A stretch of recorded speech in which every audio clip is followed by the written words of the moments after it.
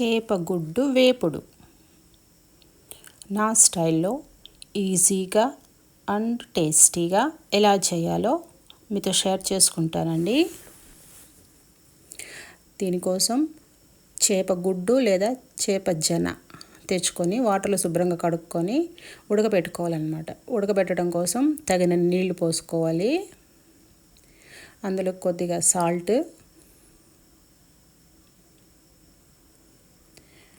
కొద్దిగా పసుపు కూడా వేసుకోవాలండి.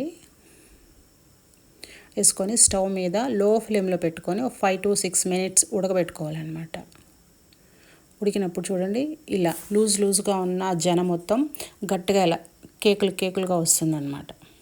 సో ఇప్పుడు మనకు గుడ్డు ఉడికిపోయిందని అర్థం. ఆ నీచు వాసన అంతా వెళ్ళిపోయి ఉంటుంది. ఇప్పుడు స్టవ్ ఆఫ్ చేసుకొని మిగిలిన ప్రాసెస్లోకి వెళ్దాం. చూడండి ఎంత పూసగా కనిపిస్తుందో. సో మనం నెక్స్ట్ ప్రాసెస్కి వెళ్ళిపోదాం. ఒక ప్యాన్లో సన్నగా తరిగిన ఆనియన్స్, కరివేపాకు వేసేసి బాగా ఎర్రగా వేపుకోవాలండి. తర్వాత ఒక 2 స్పూన్ల అల్లం వెల్లుల్లి పేస్ట్ కూడా వేసి పచ్చివాసన పోయే వరకు వేపేసుకొని, తర్వాత ఇందాక మనం ఉడకబెట్టుకున్నాం కదండి, ఆ ఎగ్గును తీసివేసి లో ఫ్లేమ్లోనే మర్చిపోకుండా లో ఫ్లేమ్లోనే పెట్టుకొని కలుపుతూ ఉండాలన్నమాట. అది కలుపుతూ ఉన్నప్పుడు గడ్డలుగా ఉన్న ఫిష్ ఎగ్ మొత్తం పొడిగా వచ్చేయాలన్నమాట. సో ఒక 2-3 నిమిషాలు వేపిన తర్వాత చిక్కగా పిండి తీసుకున్న చింతపండు పేస్ట్ వేసి మళ్ళీ మిక్స్ చేసుకోవాలన్నమాట. ఈ కూరలో అంత కలపడంలోనే ఉంటుందండి, లేకపోతే అడుగు పట్టేస్తుంది తొందరగా. చిన్నగా ఉంటుంది కదా పీసు, అలాగా అన్నమాట. సో తర్వాత 3-4 minutes తర్వాత కొద్దిగా ధనియాల పొడి, కొద్దిగా మిరప్పొడి వేసి బాగా మిక్స్ చేసుకోవాలి. ఈ స్టేజ్లో చూడండి, ఆడికి ఒక 60% పొడిగా వచ్చేసింది ఎగ్ మొత్తం. ఇప్పుడు ఫైనల్గా గరం మసాలా. సో 80% క్లియర్ అయిపోయింది, నీచు వాసన అంతా వెళ్ళిపోయిందనమాట. బాగా మిక్స్ చేసుకొని కారం తగ్గట్టు ఇక్కడ నేను కొన్ని పచ్చిమిర్చి ముక్కలు వేసుకుంటున్నాను. మీకు నచ్చితే వేసుకోవచ్చు.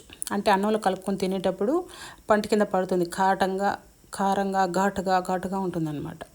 సో ఫైనలీ కొత్తిమీర తరుగు వేసుకొని 2 నిమిషాలు అలా స్లో మంట మీద వేపేసుకొని అంతే అండి, అయిపోయింది, ఎగ్ రెడీ. సో ఇప్పుడు ప్లేట్లోకి తీసేసుకుందాం. చూడండి ఎంత పొడిలాడుతూ వచ్చిందో. ఆ కొత్తిమీర, కరివేపాకు కొంచెం మసాలా కూడా మనం ఎక్కువ వాడలేదు, లైట్గానే వేసేసుకున్నామండి. చూడండి ఎంత చక్కగా ఉందో చూడడానికి. దోశలోకి, చపాతీలోకి చక్కగా ఉంటుందండి. ఈ కాంబినేషన్ సూపర్బ్గా ఉంటుంది అసలు. బాగా నచ్చితే చిన్నపిల్లలంతా అట్లే తినేస్తారనమాట. పక్కన నంచుకోవడానికి దోశ, అన్నము అంతా ఏం అవసరం లేదు. ఒకసారి ట్రై చేసి చూడండి, చాలా చక్కగా తొందరగా అయిపోతుంది. 10-15 నిమిషాలు అయిపోతుందండి.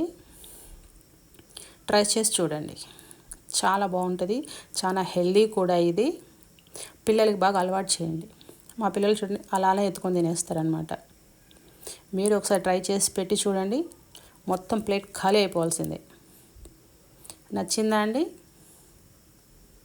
ఓకే అండి, మీరు చేయండి. చేస్తే బాగా కుదిరితే కమెంట్ చేయండి.